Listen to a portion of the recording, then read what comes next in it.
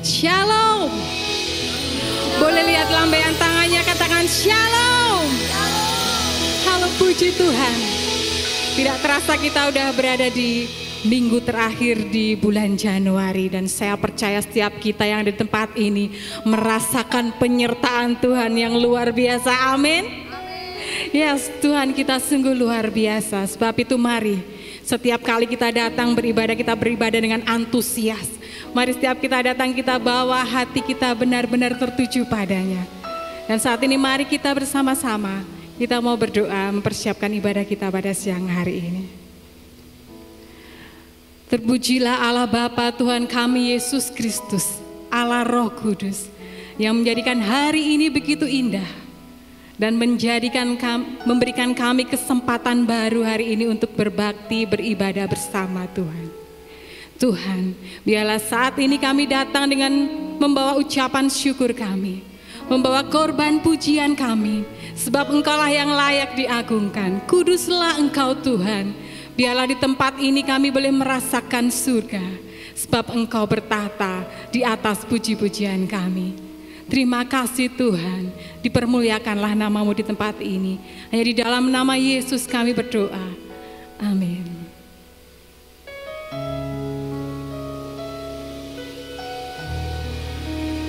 Setiap kami di tempat ini Tuhan, kami rindu meninggikan namamu, sebab Engkau kudus.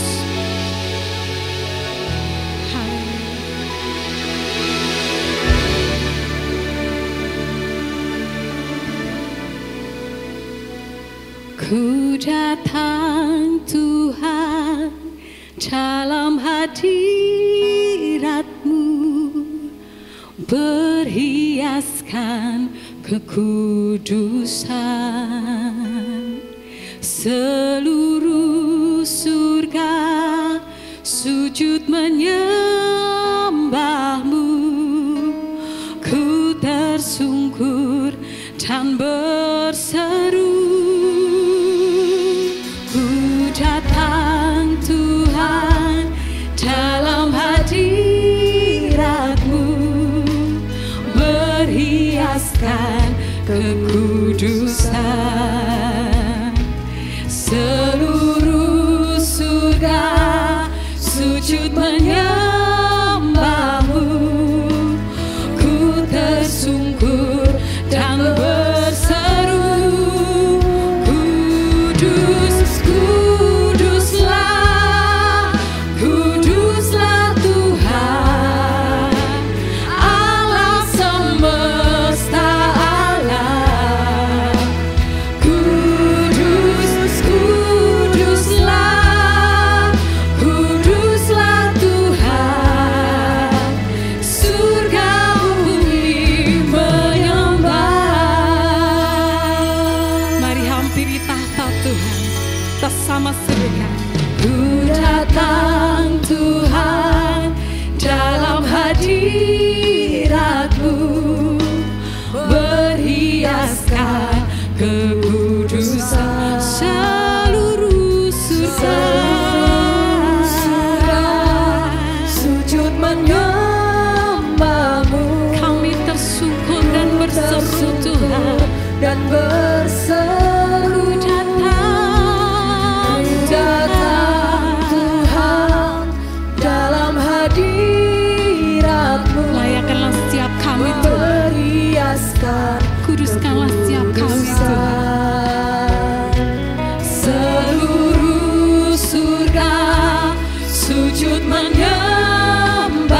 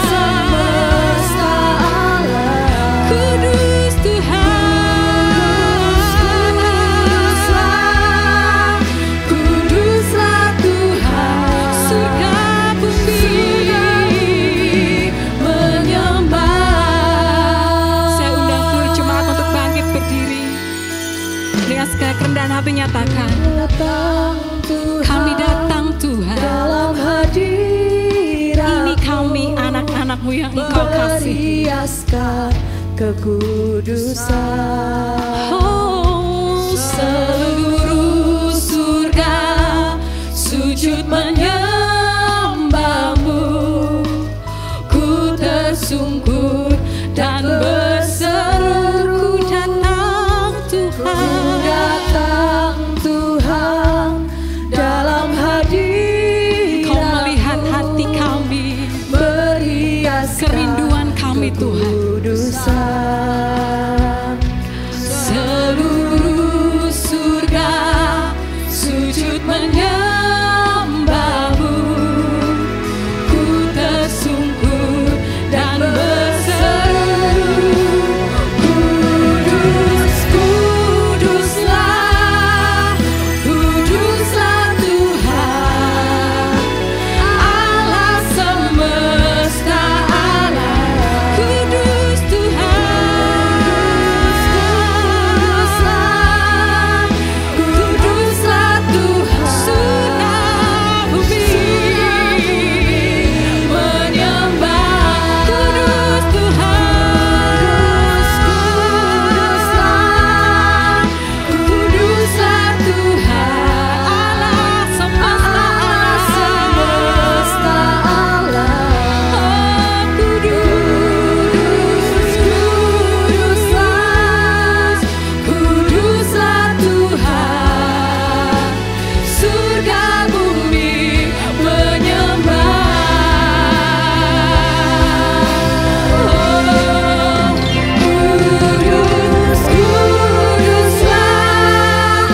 Kuduslah Tuhan, Allah semesta alam. Kuduslah Tuhan,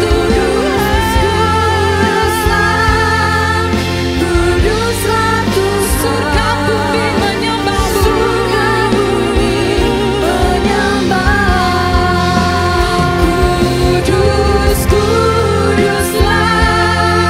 Kuduslah Tuhan, Allah semesta alam. Kuduslah Tuhan, surga bumi menyembah. Surga bumi menyembah. Surga bumi menyembah.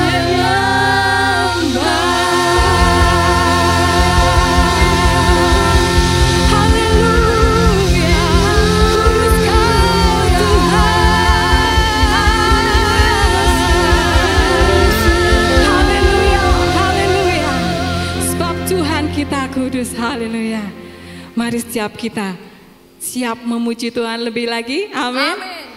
Mari kita masuk ke gerbang Tuhan dengan membawa segala sukacita dari hati kita. Mari kita masuk gerbangnya dengan penuh ucapan syukur. Sebab Tuhan baik. Mari beri tepuk tangan terbaik bagi Tuhan kita. Mari masuk gerbangnya dengan hati bersyukur, halamannya dengan pujian, penuhi baitnya dengan nyanyian syukur, hadiratnya penuh sukacita. Mari masuk gerbangnya dengan hati bersyukur, halamannya dengan pujian. Mari kita penuhi tempat ini, penuhi baitnya dengan nyanyian syukur, hadiratnya penuh sukacita. Angkat tangan sama-sama. Sebab Tuhan Dia baik dan anugerahnya kekal.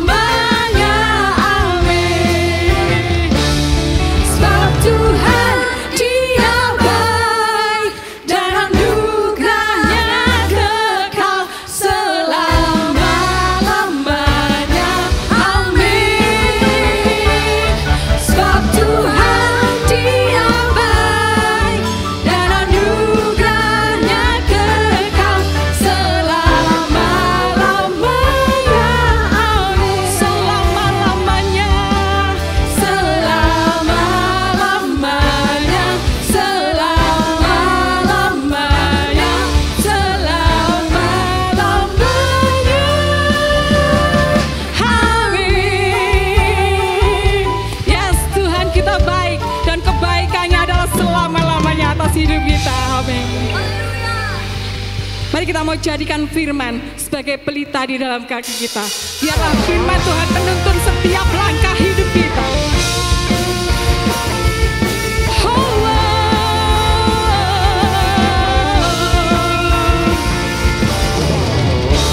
Firman terangi jalanku, perisai iman di setiap waktu, lindungiku dari segala Tak pernah ku ragu, karena Dia bersamaku, setia menjaga dengan kuasa mulia. Hanya di dalam nama-Nya Yesus Dia sumber pengharapan di sepanjang hidupku. Hanya di dalam kuasa-Nya pasti tersedia kemenangan bagiku selama-lamanya. Tepuk tangan tinggi-tinggi di atas kepala kita. Sama-sama nyatakan kebenarannya membebaskan. Kebenaran yang bebaskan, Yes, amin. selalu berikanku kekuatan Hadapi tantangan. hadapi segala tantangan. Dengan iman kita nyatakan Tak pernah ku ragu, karena Dia bersamaku, setia menjaga dengan kuasa mulia. Hanya di dalam nama-Nya Yesus Dia sumber pengharapan di sepanjang hidupku. Hanya di dalam kuasa-Nya pasti tersedia kemenangan bagiku selama-lamanya. sampai selama-lamanya Tuhan.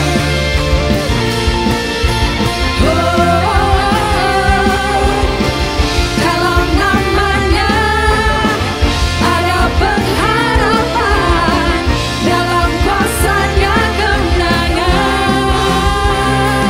Sama-sama. Hanya di dalam nama Yesus Dia sumber pengharapan di sepanjang hidup. Dengan iman nyatakan. Hanya di dalam kuasa-Nya pasti tersedia kemenangan bagiku selamanya. Hanya di dalam nama-Nya Yesus Dia sumber pengharapan di sepanjang hidupku. Hanya di dalam kuasa-Nya pasti tersedia kemenangan bagiku selama-lamanya.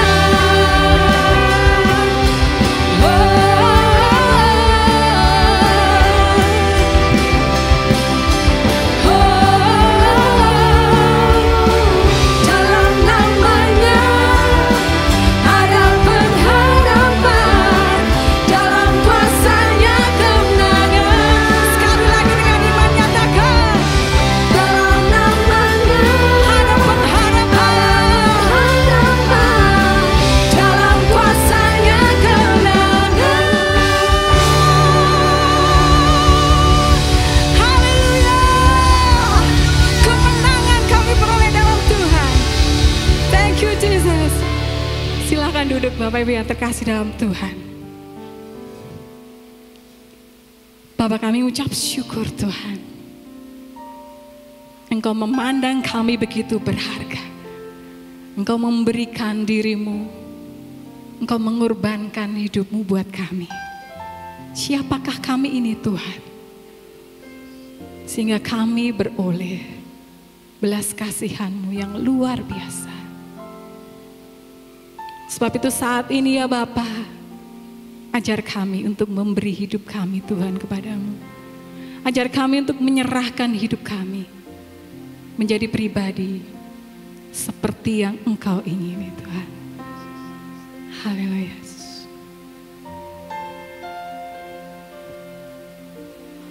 Bukan dengan barang fana Kau membayar dosaku,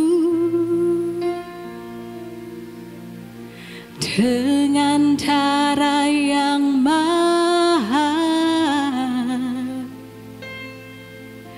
tiada noda dan celah. Bukan dengan emas perak Kau menebus diriku, oleh segenap kasih dan pengorbananmu. Ku telah mati dan tinggalkan cara hidupku yang lama.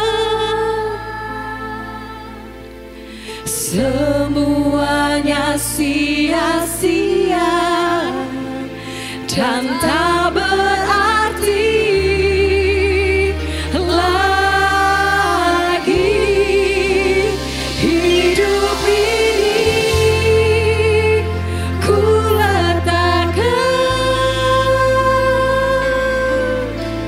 pada mezbamu ya Tuhan. Jadilah pada kami Tuhan, Jadilah padaku seperti yang Kau ingini. Dengan segenap hati dan kerendahan hati kita nyatakan, bukan dengan barang fana. Yes Tuhan, terima kasih Kau Tuhan. membayar dosaku. Terima kasih Tuhan. Dengan Engkau membayar kami dengan darah-Mu yang mahal Tuhan. tiada noda dan celah. Bukan dengan emas, Bukan dengan emas perak. Engkau membayar Tuhan. Kau menebus diriku, Betapa kami bersyukur memiliki Tuhan Allah oleh seperti segenap kasih dan pengorbananmu. Ku telah mati dan tinggalkan cara hidupku yang lama.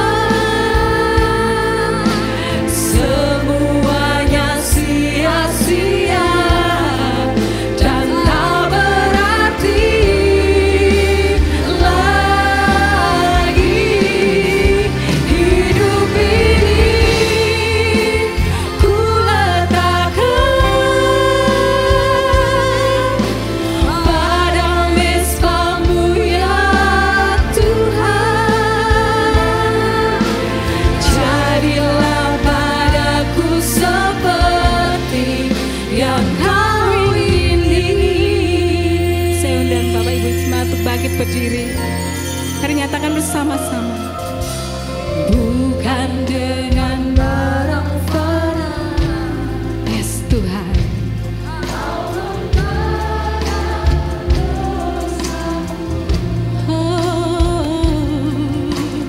Dengan darah yang mahal,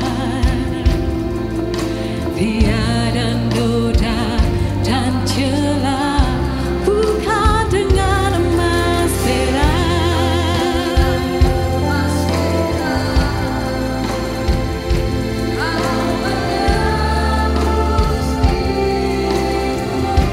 Sebab semuanya karena kasih-Mu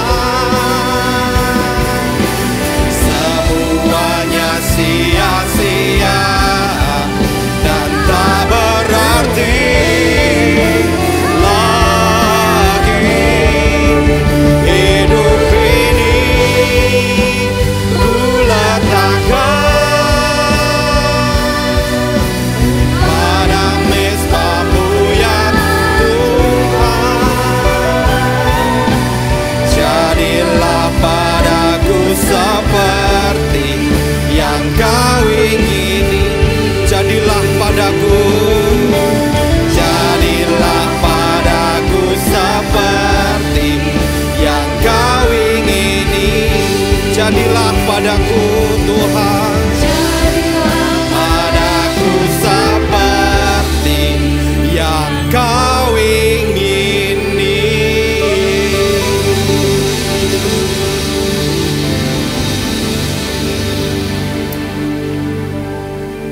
Jadilah kehendak-Mu di dalam hidup kami ya Tuhan, bahwa kami serupa dengan gambar-Mu. Biar kekristenan kami tahu betul esensinya, bahwa kami dibawa serupa dengan gambar-Mu. Kami hanya perlu untuk menyerahkan kehidupan kami, meninggalkan cara kami yang lama. Kami meletakkan hidup kami di dalam mezbah-Mu untuk Kau ubahkan, Kau kuduskan menjadi persembahan yang layak di hadapan-Mu. Terima kasih Bapa, terima kasih. Biar siang hari ini Tuhan, Engkau mengurapi setiap kami yang ada di tempat ini, untuk kami boleh belajar kebenaran firman-Mu. Tolong Tuhan, supaya kami mengalami perubahan itu dalam hidup kami. Kami sudah menjadi Kristen puluhan tahun, bahkan sejak kami lahir kami sudah jadi Kristen. Tapi mengapa kami tidak bisa berubah? Tuhan, kami butuh Engkau Tuhan. Kami butuh kuasa-Mu untuk merubahkan kehidupan kami. Dan biar siang hari ini sama-sama kami mau belajar, urapi setiap kami Tuhan, untuk kami dapat pewahyuan yang baru yang dari Engkau. Terima kasih Bapa. Kami menyerahkan waktu ini ke dalam tangan kuasa-Mu. Engkau yang beracara di tempat ini untuk memberkati kami semua. Terima kasih Bapa. Di dalam nama Yesus kami berdoa. Amin. Silakan duduk Bapak Ibu.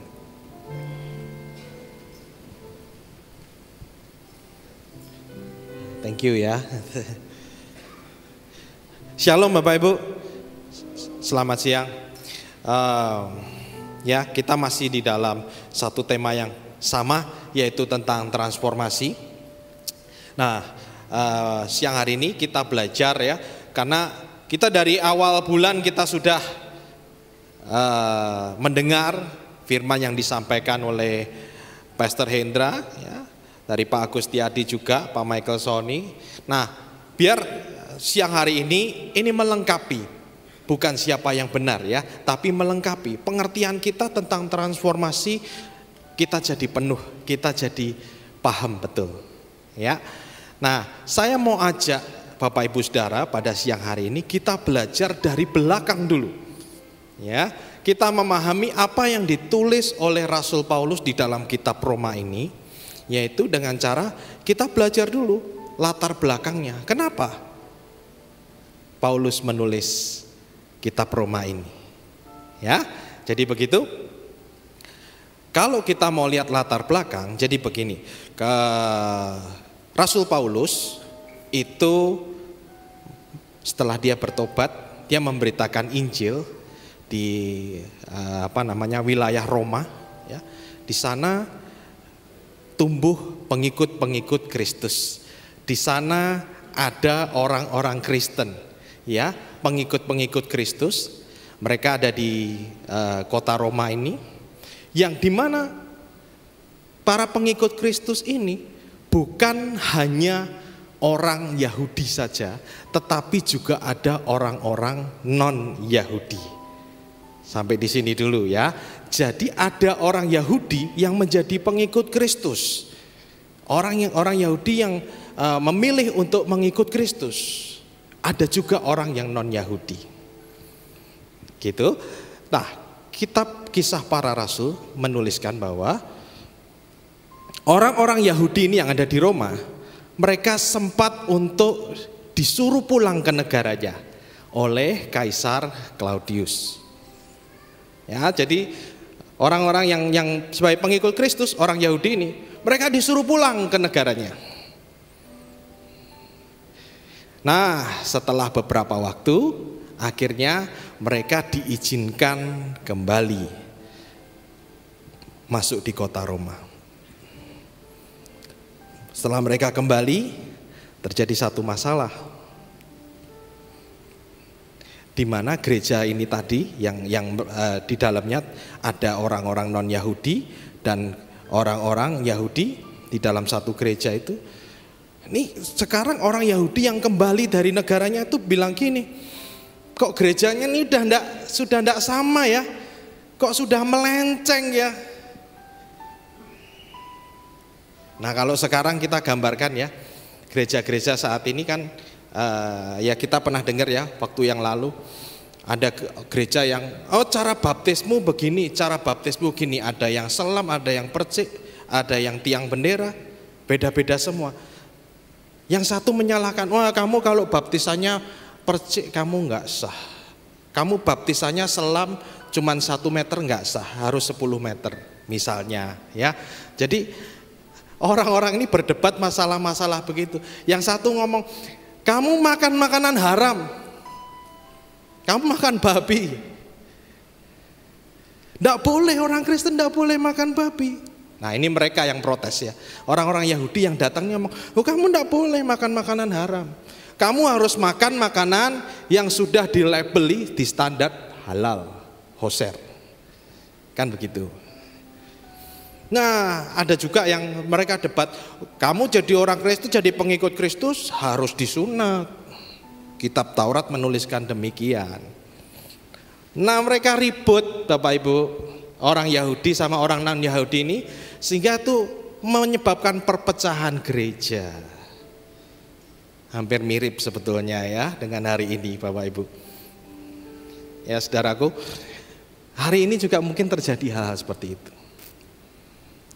Nah makanya Paulus punya satu kerinduan, supaya mereka ini jangan terpecah-pecah. Paulus pengen punya satu pengertian, hei jemaat-jemaat orang Yahudi, orang non Yahudi, kamu ngerti yo, kita ini satu tubuh Kristus. Ya, makanya di Roma 12 kalau ayat 1, 2 tentang persembahan tubuh, berubahlah dan lain sebagainya, ayat 4 dan 5 dikatakan seperti ini, sebab sama seperti pada satu tubuh kita mempunyai banyak anggota, tetapi tidak semua anggota itu mempunyai tugas yang sama. Demikian juga kita, walaupun banyak, adalah satu tubuh di dalam Kristus, tetapi kita masing-masing adalah anggota yang seorang terhadap yang lain. Sampai di sini dulu Bapak Ibu, saudaraku. Ya, tadi urusannya urusan perpecahan tadi loh. Paulus mencoba memberikan pengertian, kita ini satu tubuh loh. Jangan tengkar toh, jangan gelut toh. Ya, kalau hari ini gereja-gereja Tuhan, jangan tengkar toh, jangan ngurusi hal-hal yang tidak penting. Kamu mau beribadah dengan cara apa? Terserah. Yang penting satu, kita fokusnya sama Tuhan. Tuhan kita sama. Paulus sedang menceritakan itu, satu tubuh di dalam Kristus. Nah, untuk mencapai ini, untuk kita bisa punya pengertian bahwa kita ini satu tubuh di dalam Kristus, tidak gampang. Kita butuh yang namanya perubahan. Ya, ayatnya mundur. Paulus menuliskan demikian. Tolong dibukakan yang bahasa Indonesia masa kini, Roma 12 ayat 2. Ayatnya mengatakan demikian saudara, janganlah ikuti norma-norma dunia ini, biarkan Allah membuat pribadimu menjadi baru, supaya kalian berubah. Dengan demikian kalian sanggup mengetahui kemauan Allah, yaitu apa yang baik dan yang menyenangkan hatinya dan yang sempurna. Ya, jadi untuk kita punya pengertian ini, pengertian satu tubuh itu tadi, kita harus mengalami perubahan. Dari mana perubahan itu? Ayat tadi jelas mengatakan, biarkan Allah mengubah dirimu menjadi pribadi yang baru. Sekarang kita masuk esensinya ya Bapak Ibu. Untuk kita berubah, gimana sih caranya? Gimana sih untuk kita berubah? Rasul Paulus itu pernah menulis gini, aku pengen melakukan ini, tapi ternyata yang dilakukan tidak sama dengan yang diinginkan. Beda. Jadi gimana caranya Bapak Ibu untuk kita boleh berubah? Kita kan apalagi awal tahun ya, biasanya kita kan bikin komitmen awal tahun ini saya mau goalnya apa gitu ya. Saya mau berubah gitu. Bentuk tubuh mau berubah, pengen kurus itu rencananya. Tapi biasanya endingnya tambah besar. Ya Yan ya. Tambah gemuk ternyata. Nah gimana caranya Bapak Ibu untuk kita supaya kita tuh bisa berubah?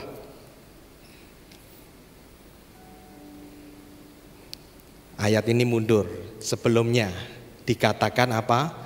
Persembahkanlah tubuhmu. Jadi untuk kita bisa berubah harus dimulai dari ayat 1. Persembahkan tubuhmu. Karena itu saudara-saudara, demi kemurahan Allah aku menasihatkan kamu supaya kamu mempersembahkan tubuhmu sebagai persembahan yang hidup, yang kudus dan yang berkenan kepada Allah. Itu adalah ibadahmu yang sejati. Lah kenapa kita harus mempersembahkan tubuh? Kenapa kok kita harus mempersembahkan tubuh? Saudara, Yesus sudah mengorbankan dirinya buat kita ya, mati di atas kayu salib. Dia mengorbankan dirinya dengan darah yang mahal, tiada noda dan celah, bukan dengan emas perak kau menebus diriku. Tuhan sudah menebus hidup kita. Kalau gini, seorang tuan beli budak di pasar budak ya, dibeli dengan apa? Dengan harga yang lunas dibayar. Budak itu milik siapa? Budak itu bisa enggak? Aku enggak mau ikut tuan, aku tak pulang rumah aja, aku tak pergi kemana. Bisa enggak? Enggak bisa. Dia sudah dibayar kok, jadi harus ikut tuannya. Saudara, Tuhan sudah membayar hidup kita loh. Kenapa kita tidak mau mempersembahkan tubuh kita? Kenapa kita masih dalam tanda kutip ngeyel? Itu satu. Kedua, ketika kita mempersembahkan tubuh ya, kalau di perjanjian lama yang dipersembahkan apa? Ternak. Dipotong, dibakar, persembahannya mati. Tapi hari ini kita, ketika kita mempersembahkan tubuh kita, hidup ini ku persembahkan kepada Tuhan. Yang dimatikan apa? Kedagingannya. Keinginan duniawinya ini loh dimatikan. Ya, dunia itu punya standar. Kamu kalau mau diterima di lingkungan ini, kamu harus ini. Kamu harus punya uang sekian, kamu harus good looking, kamu harus good rekening, dan lain sebagainya. Itu dunia. Tapi Tuhan menerima kita apa adanya. Kenapa kita masih milih standar dunia? Kenapa kita masih ngikuti standar-standar dunia? Tuhan sudah memberikan standar yang tinggi. Tuhan menghargai kita apa adanya. Ya. Ibadah yang sejati. Apa maksudnya Bapak Ibu? Ketika kita mempersembahkan hidup kita kepada Tuhan, bukan cuma di gereja. Kata ibadah yang dipakai ini, itu di dalamnya juga ada kata bekerja, ada kata melayani. Jadi kalau kita ini mempersembahkan hidup kita punya standar baru. Firman Tuhan itu berlaku di seluruh kehidupan kita. Bukan cuma waktu kita ibadah, tapi juga ketika kita bekerja.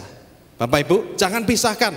Ketika Anda hari ini beribadah hari Minggu, kita sepertinya kudus. Tapi besok ketika kita masuk kerja, standarnya standar dunia lagi. Jangan. Ibadah yang sejati seluruhnya kita mempersembahkan hidup kita. Tuhan yang mengubah kita. Pahami dulu ya Bapak Ibu. Jadi untuk kita punya mindset yang berubah itu, kita harus mulai untuk mempersembahkan tubuh kita. Seluruh kehidupan kita persembahkan kepada Tuhan. Nah, gimana cara kerjanya sekarang? Bagaimana caranya? Cara bekerjanya kok kita tuh harus mempersembahkan tubuh.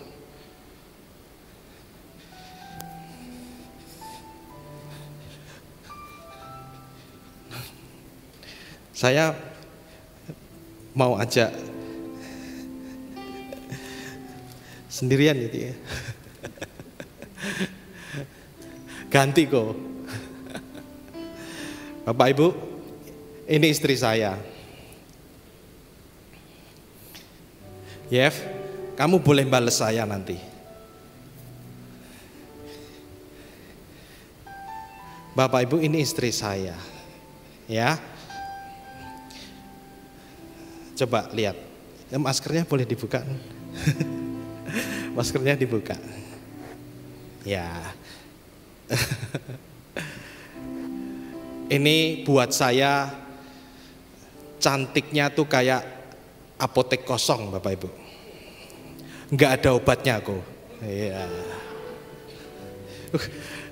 Anton ketawamu kenceng banget Anton. Enggak ada obatnya ya.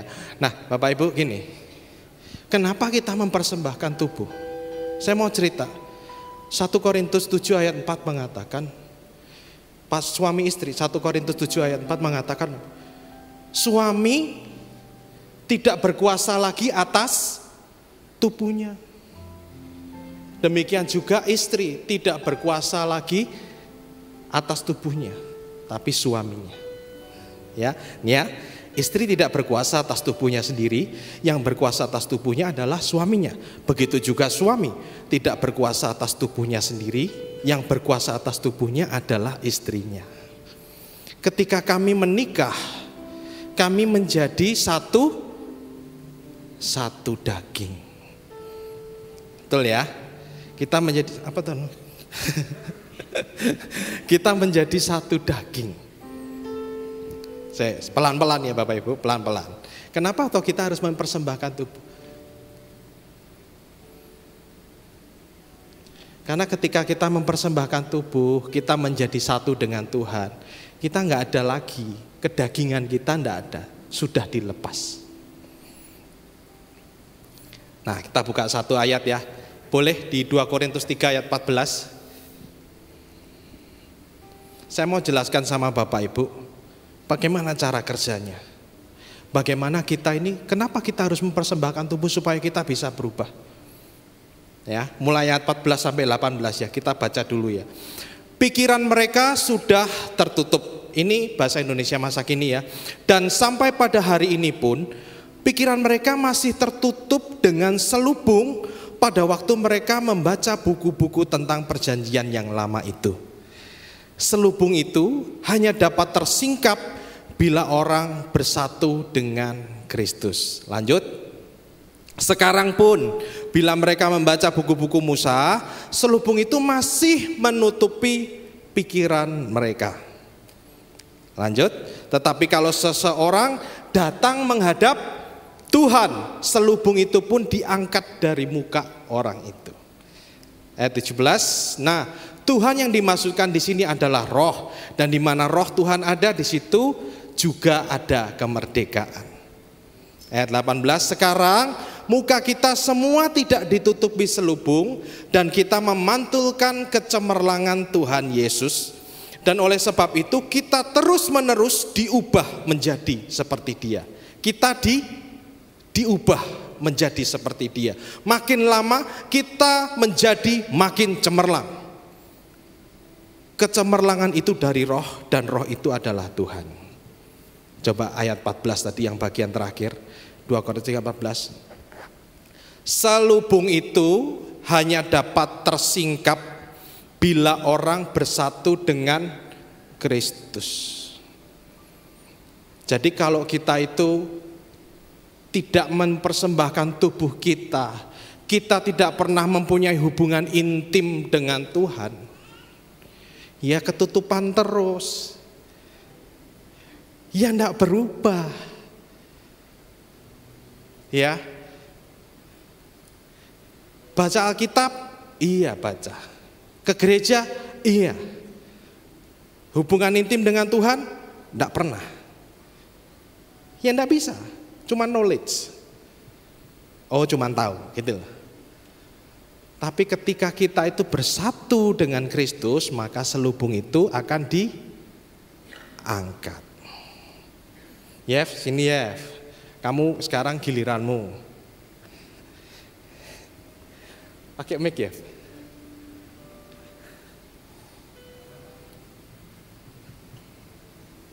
Ini ya Bapak Ibu. Ketika kita menikah, pasangan suami istri menikah, tolong dong, pakai. Ini surprise, dia tidak tahu.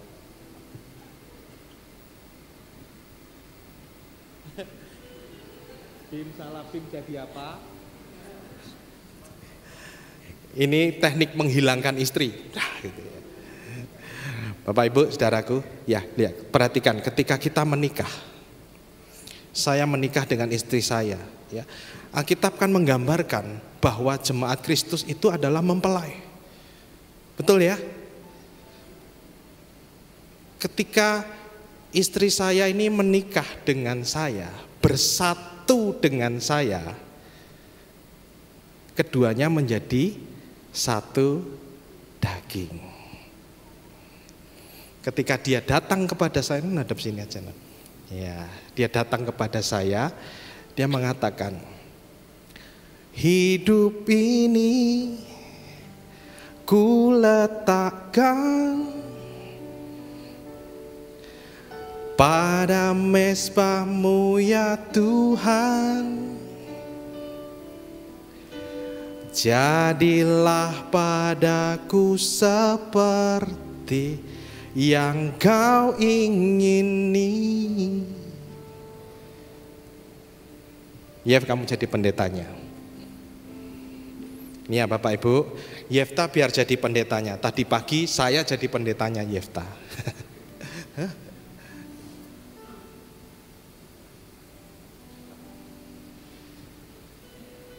Perhatikan ya Bapak Ibu, ketika saya dan istri sudah diberkati pernikahannya, disatukan. Silakan Pak Pendeta.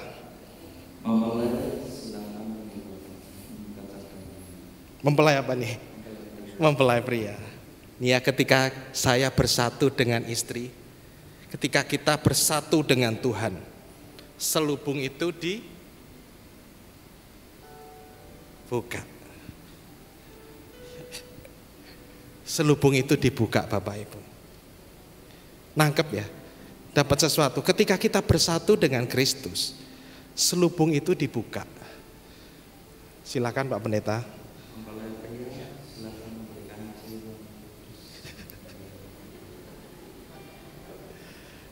Ya, kalau kita sudah bersatu dengan Tuhan, entah tak copot deh. Kita bersatu seperti ini ya. Kalau saya mau cium, kita bersatu dengan Tuhan, kita berpelukan, keduanya menjadi satu daging. Ya, Bapak Ibu nangkep ya. Kalau saya dan istri, udah Pak. Oh iya, makasih Pak. Kalau saya dan istri, saya menikah, tapi saya tidak pernah ketemu istri saya. Saya berbeda kota misalnya, tidak pernah jadi satu rumah, tidak akan terjadi apa-apa. Di sini ada Pak Alim ya. Tadi pagi saya menceritakan. Saya ingat banget, ada jemaat di GES ini mau menikah. Yang calon istri kerjanya di luar kota jauh, yang calon suami tinggalnya di Solo. Minta Pak Alim yang memberkati. Pak Alim cuma bilang gini, kalau kamu tidak keluar dari pekerjaanmu dan kembali ke Solo, saya tidak mau memberkati. Saya ingat betul Bapak Ibu, itu luar biasa. Ya, pahami nilainya bahwa suami istri harus menjadi satu. Seperti kita dan Tuhan, kita dan Kristus harus menjadi satu. Saya sudah tidak membawa hidup saya lagi. Istri saya juga sudah mbak kehidupannya. Kita menjadi satu daging. Ya. Kalau kita sudah menjadi satu daging, nah, percayalah. Bapak Ibu ada yang menikah lebih dari 20 tahun? Cira berapa tahun, Cik? 5 tahun. Oh, 15 tahun. Ada yang berubah enggak? Sifat kita ada yang berubah enggak? Saya kasih contoh ya Bapak Ibu. Saya sama istri saya ini. Saya tidak bermaksud sombong. Saya menceritakan perubahannya ya. Istri saya ini sejak sama orang tuanya lah, maksud saya sejak sebelum ketemu saya. Dia itu soal keuangan itu ketat sekali. Ketat dalam arti ya pengeluaran dicatat ya. Dia punyanya berapa, dia bisa atur dengan baik. Beda dengan saya Bapak Ibu. Saya bukan orang tipe demikian. Saya tidak pernah rajin mencatat pengeluaran. Saya tidak pernah. Dari kecil ya biasa. Saya punya uang, saya bisa mengeluarkan, tapi ditanya buat apa saya lupa. Itu saya. Tapi ketika saya menikah dengan istri saya, entah kenapa saya tidak pernah paham sampai hari ini.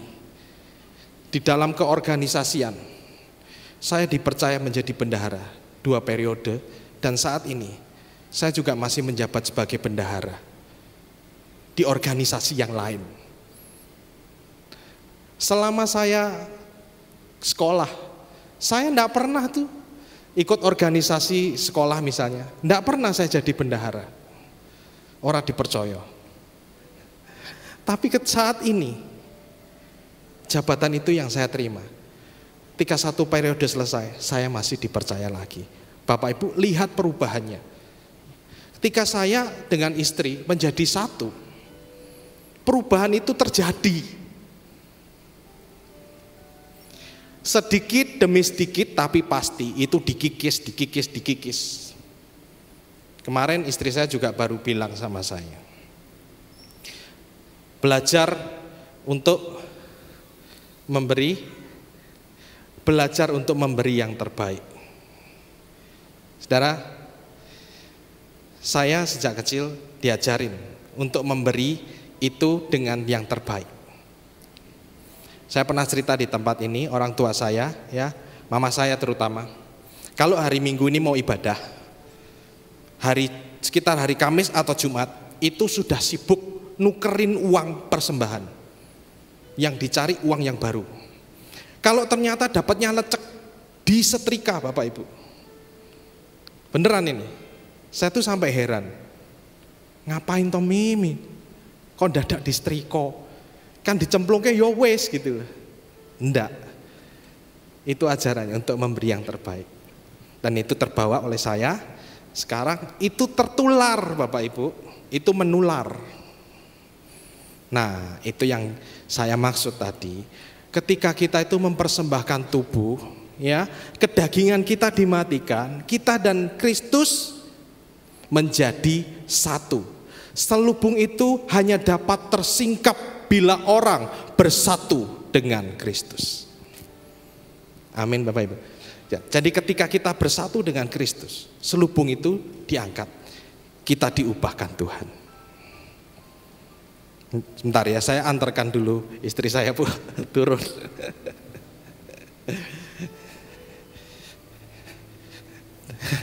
Dayan, makasih ya Non.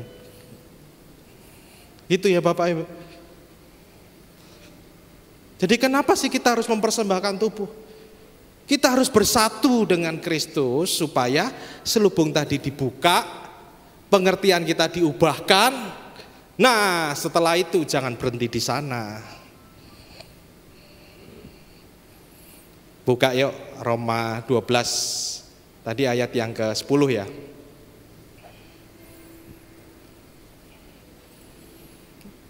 Paulus sudah mencatat hal-hal yang praktis yang mesti kita lakukan. Nanti Bapak Ibu boleh baca di rumah juga ya. Roma 12 ayat 10 sampai 21. Hendaklah saudara-saudara saling mengasihi satu sama lain dengan mesra seperti orang-orang yang bersaudara dalam satu keluarga, dan hendaknya kalian saling mendahului dalam memberi hormat. Ini yang harus kita lakukan. Jadi pengertian kita sudah diubahkan. Kemudian lanjutnya apa? Kita mesti melakukan, Bapak Ibu. Kalau cuma diubahkan, tadi saya misalnya mindset saya, oh mengatur keuangan begini. Tapi kalau saya tidak pernah praktek, ya percuma. Kalau kemarin Pak Agus bilangnya bahasanya apa? Wong edan tenanan. Wong sudah ngerti oh tidak dilakukan. Maka bagus sekali kita Roma ini sudah menuliskan. Kamu persembahkan tubuhmu. Biarkan Tuhan merubah. Jangan tengkar, kita ini satu tubuh dalam Kristus. Ya. Masing-masing punya tugasnya masing-masing, tapi kita satu tubuh dalam Kristus. Oleh karena itu, kita sekarang harus melakukan ini. Hendaklah saudara-saudara saling mengasihi satu sama lain dengan mesra dan lain sebagainya. Nanti Bapak Ibu baca di rumah ya, Roma 12 ayat 10 sampai 21 sampai selesai. Itu semuanya hal-hal praktis yang mesti kita lakukan.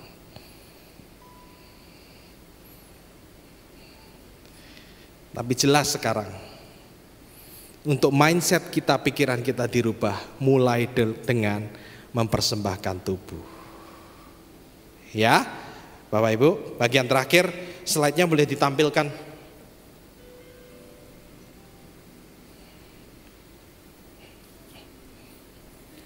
Nah, saudaraku, batu ini bentuknya unik. Kalau kita lihat bentuknya, sepertinya tidak seimbang ya. Palanya besar, tapi badannya kecil.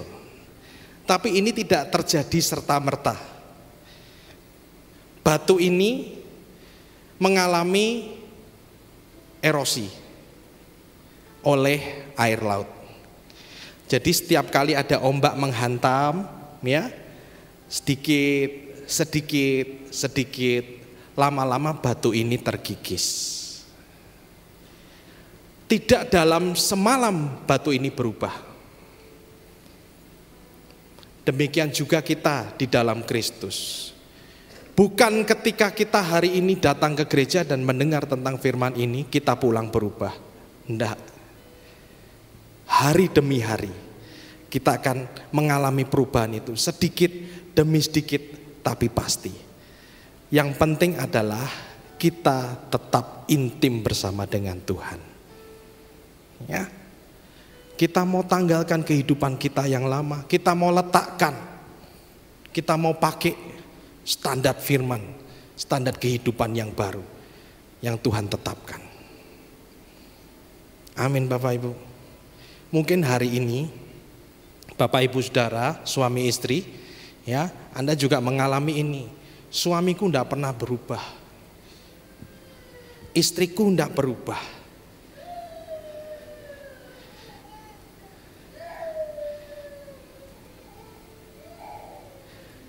Kalau ternyata istri kita tidak berubah, jangan-jangan kita yang harus berubah.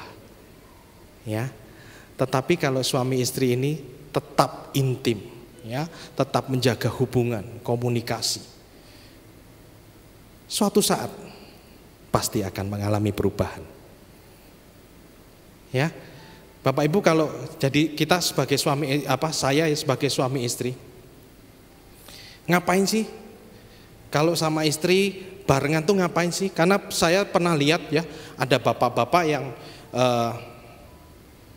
memilih untuk kumpul-kumpul dengan temannya dibanding dengan istrinya. Itu di malam hari ya Bapak Ibu. Kalau itu dilakukan 1-2 kali mungkin karena ada acara, it's okay. Tapi ini setiap malam, saya memperhatikan sendiri. Bapak Ibu, maksud saya gini, justru kita itu sama istri, suami ya, sebagai pria, suami sama istri ngobrol terus. Saya sama istri, saya tuker pikiran. Kalau pria kan dominan di pikirannya, saya tuker pikiran. Istri saya bicaranya soal perasaan, dia tukar perasaan sama saya. Nah, itu tiap hari seperti ini.